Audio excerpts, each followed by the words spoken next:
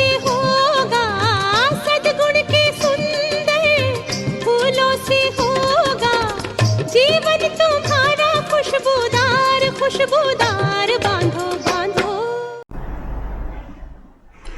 ओम शांति।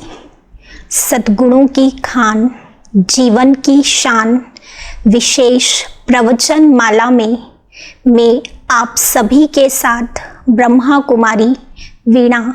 हमारा आज का सद्गुण है स्वच्छता। तो इस विषय पर, इस गुण पर हम चर्चा करेंगे। सदा स्वस्थ रहना है और सदा स्वच्छ रहना है, तो हमें संपूर्ण स्वच्छता को अपने जीवन में अपनाना होगा। गंदगी चाहे वातावरण की हो या शारीरिक या मानसिक हो, दुख और बीमारियों का मूल कारण है। स्वच्छता सभी को पसंद होती है, अस्वच्छता किसी को भी पसंद नहीं आती। स्वच्छता का गुण जीवन में अति आवश्यक है। जहाँ स्वच्छता है वहाँ जैसे कि स्वर्ग है। स्वच्छता का भाव ही है स्वयं को अच्छा बनाना। तो हम सुनेंगे प्रकृति की स्वच्छता के बारे में। अग्नि, जल, वायु, पृथ्वी, आकाश, प्रकृति के इन पांचों तत्वों की जितनी हम सफाई रखेंगे, उतना प्रकृति के ये तत्व हमें सुख देंगे। प्रकृति का गुण है देना, बहुगुणा करके देना और माफ करना। परंतु आज मनुष्य बड़े बड़े छायादार वृक्षों को काटते जा रहे हैं। तो यह भी जैसे अस्वच्छता फैलाना ही हुआ ना। और वहीं दूसरी ओर छोटे छोटे पौधे लगाकर पर्यावरण दिवस मना रहे हैं। मनुष्य का अवगुण है लेना, छीन लेना, या कहें बदले की भावना रखना। कहावत भी है, वृत्ति का प्रभाव वातावरण पर पड़ता है। इसलिए बाहर की स्वच्छता के साथ साथ अंदर की दृष्टि, वृत्ति को भी हमें स्वच्छ करना अति आवश्यक है। बीमारी के कीटाणु गंदगी में ही पैदा होते हैं। इसलिए हमें अपने आसपास के कूड़े कचरे की सफाई करना अति आवश्यक है। आज लाखों मनुष्यों की नेगेटिविटी के कारण प्रकृति असंतुलित हो गई है और हमें भयंकर प्राकृतिक प्रकोपों का, या कहें प्राकृतिक आपदाओं का सामना करना पड़ रहा है। जैसे सुनामी लहर, उत्तराखंड में केदारनाथ मंदिर में आए बाढ़ का प्रकोप, और अभी कुछ दिनों पहले उड़ीसा में और बॉम्बे में आए तूफान का प्रकोप। तो ये प्राकृतिक प्रकोप से अगर हमें बचना है, तो इसके लिए हमें प्रकृति को पवित्र संकल्पों का योगदान देना पड़ेगा। अब हम सुनेंगे शारीरिक स्वच्छता के बारे में। प्रतिदिन स्नान करना, कपड़े धोना, कपड़े साफ पहनना, नाखून काटना आदि शारीरिक स्वच्छता है। साथ ही हमें अपनी कर्मेंद्रियों के द्वारा किसी को भी दुख देने का कर्म नहीं करना है। शरीर द्वारा जितना हम दूसरों को सुख देंगे उतना ही शरीर से हम सुखी रहेंगे। शरीर हमारा एक साधन है। जैसे चाकू के द्वारा हम फल, सब्जी इत्यादि काटते हैं, या किसी को हम चोट पहुंचाए तो चाकू उसके लिए जिम्मेवार नहीं होता। चाकू को जेल की सज़ा नहीं मिलेगी। ऐसे ही आँख, कान, हाथ आदि कर्मेंद्रियों के द्वारा हम उसे कैसे इस्तेमाल करते हैं, तो इसका अच्छा या बुरा प्रभाव, इसका अच्छा या बुरा फल आत्मा को ही भोगना पड़ता है। आज बहुत से लोग अंधे, गूंगे, बहरे और विकलांग क्यों हैं, इसका उत्तर हमें कर्म और फल के ज्ञान को समझने से मिल रहा है। अब हम सुनेंगे खान पान की स्वच्छता के बारे में। कहावत भी है, जैसा अन्न वैसा मन, जैसा पानी वैसी वाणी। मेहनत और ईमानदारी से कमाए हुए धन द्वारा खाद्य पदार्थ को खरीदकर हम जितनी स्वच्छता से और शुद्ध भावना से उसे पकाकर परमात्मा की याद में रहकर खाने वाले ही स्वस्थ जीवन का आनंद लेते हैं। किसी को दुख देकर, तड़पाकर हम पेट तो भर लेते हैं, लेकिन साथ में नेगेटिव एनर्जी भी अंदर चली जाती है, जिससे शारीरिक और मानसिक रूप से हम अस्वस्थ हो जाएंगे। तो हम देखते हैं कि भोजन में किसी की आह या बद्दुआ शामिल नहीं होनी चाहिए, नहीं तो उसके साथ नेगेटिव एनर्जी भी अंदर चली जाती है। इसलिए कहा भी गया है, दवा से ज़्यादा दुआ काम करती है। तो बाहरी स्वच्छता के बारे में तो हम सभी शहरवासी पूरा अटेंशन दे ही रहे हैं, और वर्तमान समय चल रहा कोविड-19 कोरोना महामारी के चलते हम तन की स्वच्छता के लिए मास्क पहनते हैं, हाथों की बार बार सफाई करते हैं, हाथों को हम बार बार क्लीन करते हैं, सोशल डिस्टेंस बनाकर चलते हैं। मार्केट से हम कोई सामान लाते हैं तो उसे हम पहले सैनिटाइज करते हैं। ठीक उसी प्रकार हमें अपने मन के विचारों को भी सैनिटाइज करना है, ताकि इस बीमारी का प्रभाव हमारे तन और मन पर न पड़ सके। तो हम सभी तन की स्वच्छता के प्रति हर प्रकार से जागरूक हैं, और इसका बेनिफिट हमें मिल भी रहा है। तो इन छोटी छोटी बातों पर हम अटेंशन देते हैं, तो इसका रिजल्ट यह हुआ कि जहां प्रेजेंट में हम रह रहे हैं, इंदौर, जो क्लीन सिटी और ग्रीन सिटी के नाम से जाना जाता है, और स्वच्छता अभियान में इंदौर 3 बार नंबर 1 आ चुका है। जो बात पहले हमें असंभव सी प्रतीत होती थी, अभी वो संभव लगने लगी है। तो इस बाहरी स्वच्छता के बारे में तो हम सभी जानते हैं, और इसका हम बखूबी पालन भी कर रहे हैं। अभी हम एक और स्वच्छता के बारे में सुनेंगे, और वो स्वच्छता है आंतरिक मन की। तो हम एक ब्लैंक पेपर लेते हैं, और उस ब्लैंक पेपर में एक ब्लैक डॉट लगाते हैं।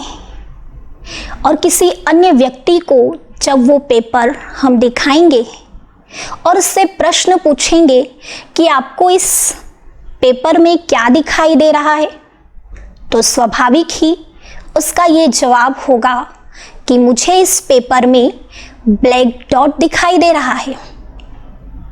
तो अस्वच्छता चाहे थोड़ी भी क्यों ना हो, तुरंत अपनी ओर ध्यान उस अस्वच्छता की तरफ हमारा ध्यान चला जाता है। अस्वच्छता किसी को भी अच्छी नहीं लगती है। ऐसे ही एक बार दो मित्र अजय और विजय कहीं जा रहे थे और विजय ने कुछ खाया और खाकर उसका रैपर कार की खिड़की से बाहर फेंक दिया। तो अजय उससे कहता है कि तुम्हें पता है ना कि स्वच्छ भारत अभियान चल रहा है, तो तुमने उसका रैपर बाहर क्यों फेंका? मुझे दे देते, मैं अपने पास रख लेता और बाद में उसे डस्टबिन में डाल देता। तो या तुम अपने पास ही उसे रख लेते। तो विजय उसकी बात से बहुत प्रभावित हुआ और कहने लगा, दोस्त तुम्हारा बहुत बहुत धन्यवाद जो तुमने मेरा ध्यान खिंचवाया। अब आगे से मैं ध्यान रखूंगा। अभी आधा घंटा ही हुआ होगा, आधे घंटे की दूरी ही उन्होंने तय की होगी। उसके बाद अजय विजय से कहता है कि तुमने संतोष के बारे में तो सुना ही होगा। उसका खान पान, उसका रहन सहन एकदम अस्वच्छ है और उसका चरित्र भी ठीक नहीं है। तो विजय अजय से कहता है कि क्या तुमने देखा है? तो वह कहता है कि मुझे श्याम बता रहा था। तो उसने कहा, क्या श्याम ने देखा है? तो वो कहता है, देखा ही होगा, कह तो रहा था। तो विजय फिर कहता है कि अभी तो तुम मुझे मेरे सामने तुम स्वच्छ भारत अभियान की बड़ी महिमा कर रहे थे और अभी तुमने मेरा ध्यान उस कागज के द्वारा फैलने वाली अस्वच्छता की तरफ भी खिंचवाया और अभी तुम दूसरों की सुनी सुनाई बातों का प्रचार कर रहे हो। दूसरों की जो अप्रमाणित बात है उसको सुनाकर दूसरों के चित्त को खराब करना, यह तो कितना बड़ा अपकार है। किसी की कमी कमजोरी को बढ़ा चढ़ा कर कहना, यह तो बहुत बड़ा अपराध है जिसका प्रमाण हमारे पास स्वयं ही नहीं है और उसे हम दूसरों को सुनाकर उसके चित्त को खराब कर रहे हैं। तो यह जैसे गंदगी का ही व्यापार हुआ ना। होना तो यह चाहिए जैसे हम कचरे को डस्टबिन में डालकर उसे ढक देते हैं ताकि उसकी बदबू न फैले। तो ठीक उसी प्रकार हमें बुराई को भी दबा देना है, समा लेना है या कहीं उसे ढक कर रख दे। अच्छाई को इत्र की तरह चारों ओर छिड़क दे ताकि उसकी खुशबू चारों ओर वातावरण में फैले। आप तो अप्रमाणित बात को फैलाने में लगे हो। हाँ, यदि बात प्रमाणित भी हो तो वो फैलाने योग्य नहीं होती। यदि उस बुराई को मिटाने में हम अपना योगदान दें तो शुभ चिंतक की श्रेणी में आ सकते हैं। नहीं तो हम स्वयं अपने, दूसरों के और देश के जैसे कि शुभ चिंतक ही तो हुए ना। तो अजय उस बात से बहुत प्रभावित होता है और कहता है, दोस्त मैं तुम्हारी बात से दिल से सहमत हूँ और मैं इस स्वच्छ भारत अभियान के साथ आंतरिक मन की स्वच्छता को भी जोड़ने में अपना पूर्ण योगदान अवश्य दूंगा। तो अभी तक हम सुन रहे थे बाहरी स्वच्छता के बारे में। अब हम सुनेंगे आंतरिक स्वच्छता क्या होती है और कैसे हम उस स्वच्छता को बनाए रखें। तो सबके प्रति दया, निस्वार्थ स्नेह, शुभ भावना और सबके प्रति शुभ कामना रखने वाले ही मानसिक रूप से स्वस्थ हैं। निंदा, प्रशंसा, दुख, सुख सभी में एक रस स्थिति रखना ही शक्तिशाली और स्वच्छ आत्मा की निशानी है। हमारे मन में किसी के प्रति घृणा, ईर्ष्या, काम, क्रोध, लोभ आदि गंदे विचारों से हमारा मन मुक्त रहे, नहीं तो हमारा मन अशांत हो जाएगा या कहें मन में अशांति पैदा होगी। और अशांत मन रोग प्रतिरोधक क्षमता को कमजोर कर देता है और अनेक बीमारियों को जन्म भी देता है। इसलिए सदा स्वस्थ रहें, सदा खुश रहें, ग्लानि करने वालों के प्रति भी घृणा भाव नहीं रखें, क्षमा भाव रखें। यही मेरी आप सब शहरवासियों के लिए शुभकामना है। अब हम सुनेंगे बातों को नहीं पकड़ना है, उसे काल चक्र में लिपट जाने दो। हर बात में, घटना में, समस्या को हमें पकड़ना नहीं है, उसे समय की धारा के साथ जाने दो। काल चक्र में उसे लिपट जाने दो। काल की धारा उसे दूर बहा ले जाएगी और आपका चित्त हल्का और स्वच्छ कर देगी। उस बात में, हर घटना में, हर परिस्थिति में कुछ सीखने योग्य है, कुछ प्रेरक है, कुछ काम का है, तो उसे हमें पकड़ कर रखना है। बाकी बातों को हम जाने दें, उसे समय की धारा के साथ बहने दें। जैसे एक स्वच्छ जलधारा की नदी निरंतर बहती रहती है।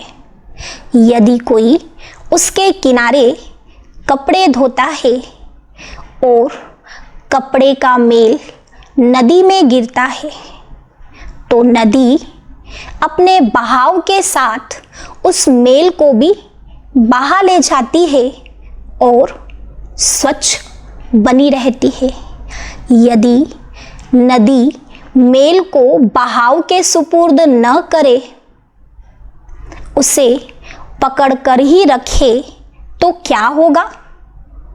उसका गंदा, ठहरा, बदबूदार पानी स्वच्छ नदी की छवि बिगाड़ देगा और गंदा जल विस्तार होकर स्वच्छ पानी को भी अपनी चपेट में ले लेगा।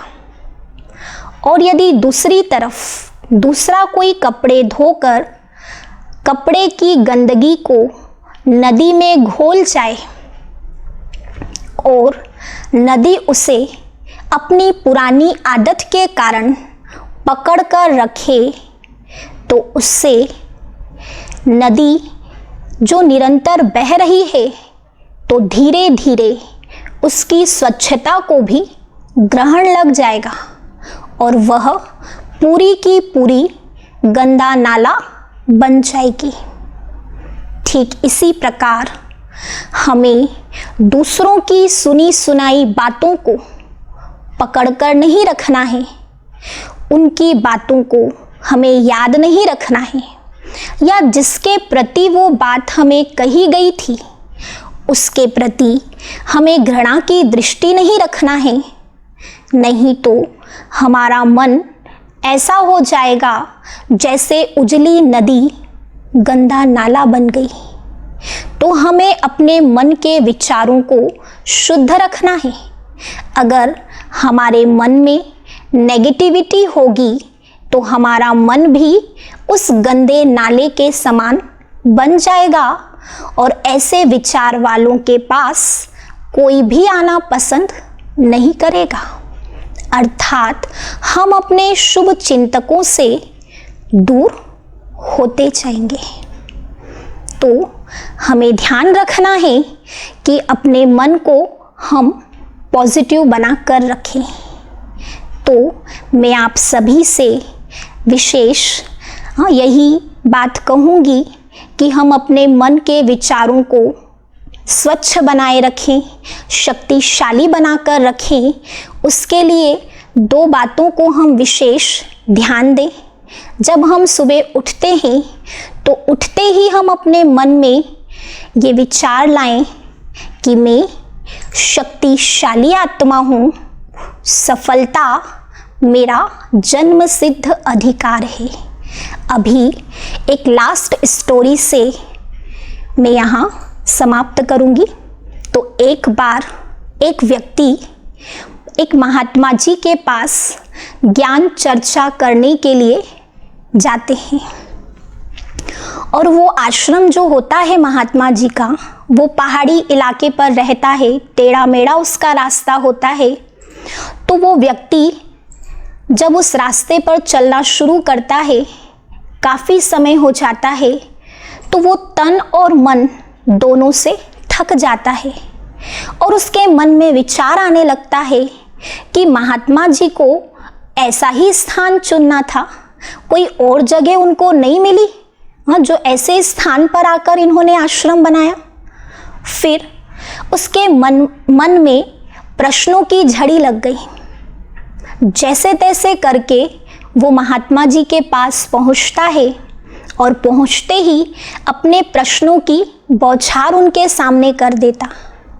अब महात्मा जी उस व्यक्ति की बात को सुनकर मुस्कुराते हैं। मुस्कुराते हुए फिर वो अंदर चले जाते हैं।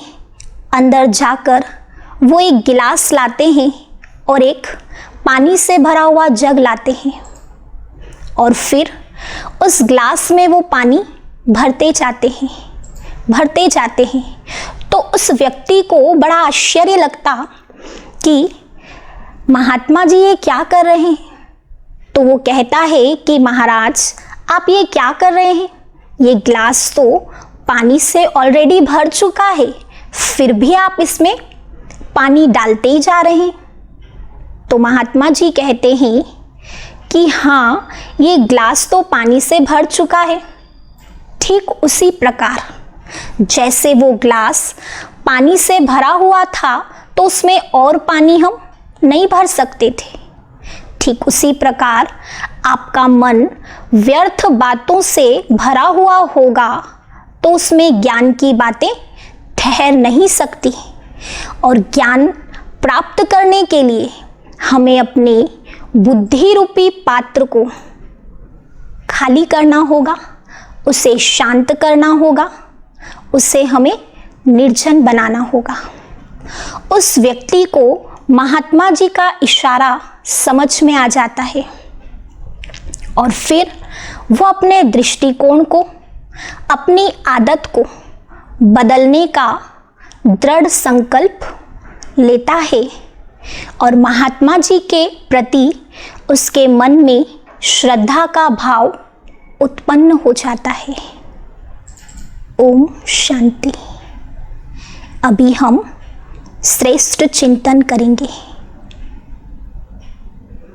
मैं एक शुद्ध, शांत, शक्तिशाली और खुश नसीब आत्मा हूँ।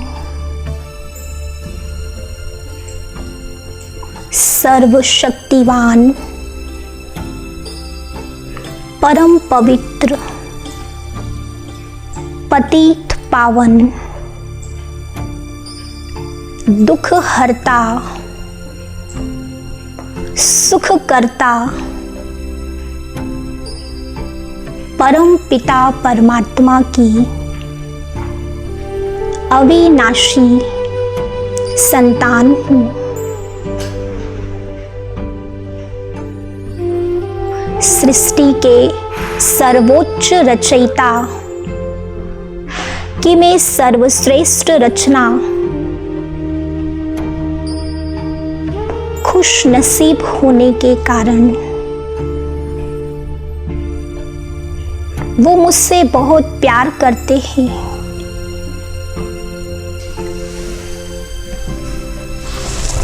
और मुझे स्वच्छ आत्मा देखना चाहते हैं।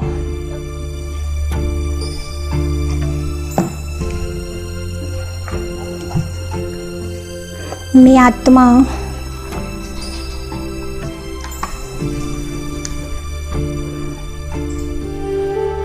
स्वच्छ, शांत और निर्मल होती जा रही हूँ। जिस मन में शुद्ध संकल्पों की धारा प्रवाहित हो रही है और ऐसा मन हर बात को, हर घटना को, हर समस्या को समाधान स्वरूप में परिवर्तन करते जा रहा है। मेरे मन में इतनी अद्भुत शक्ति है जो असंभव को संभव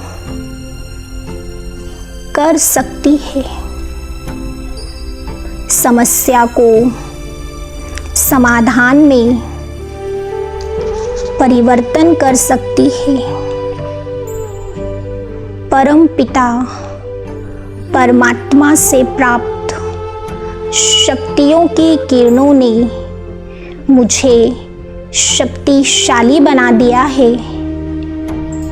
जो हुआ मेरे लिए अच्छा है और जो हो रहा है वह भी अच्छा है और जो होगा वह तो बहुत बहुत अच्छा होगा। ओम शांति।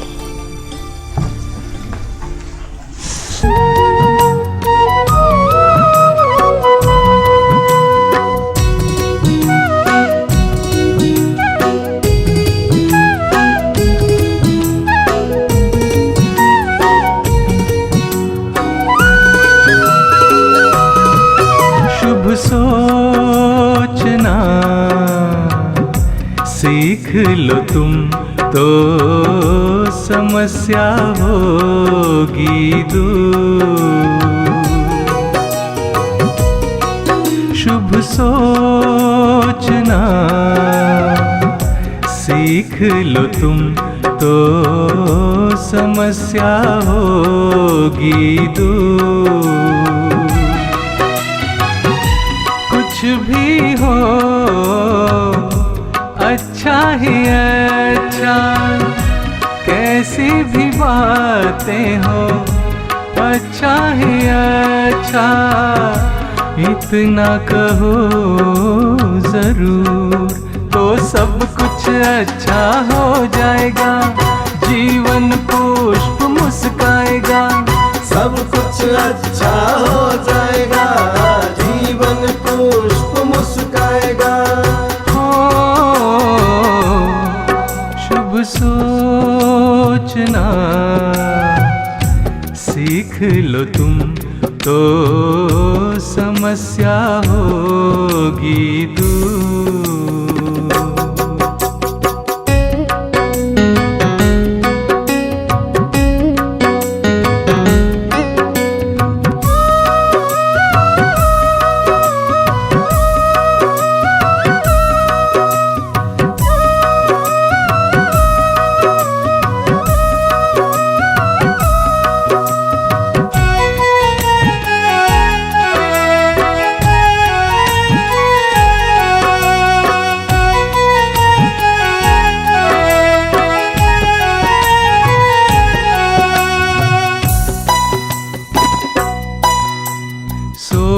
ही संकल्प है, संकल्प से संसार।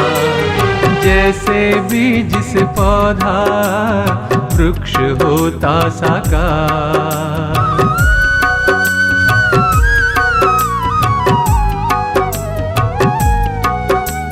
सबका भला हो मन में, ऐसा हो विचार। कोई कहे तुम्हें कुछ भी, करो सबसे सद्व्यवहार। सबका भला तुम करते चलो, सबका भला तुम करते चलो, हो जाओगे भरपूर। कुछ भी हो अच्छा ही अच्छा, कैसी भी बातें हो अच्छा ही अच्छा। इतना कहो जरूर, तो सब कुछ अच्छा हो जाएगा। जीवन पुष्प मुस्काएगा, सब कुछ अच्छा हो जाएगा। जीवन पुष्प मुस्काएगा। शुभ सोचना सीख लो तुम, तो समस्या होगी दूर।